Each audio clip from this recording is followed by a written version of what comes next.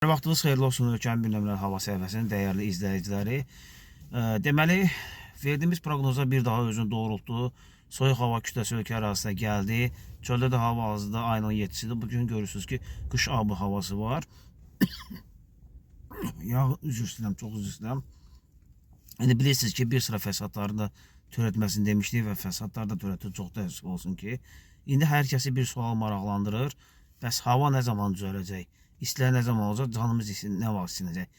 Bugündən etibarən tədricən yağıntı kəsilir və hava şəraitinin temperaturunun bir qədər yüksəlməsi ehtimalı var və sabahdan etibarən isə tədricən temperatura daha da yüksələcəyi gözlənilir və qarşıdakı 3-4 gün ərzində Respublika ərazisində əsasən yağmursuz və bol günəşli hava şəraitinin olması ehtimal olunur.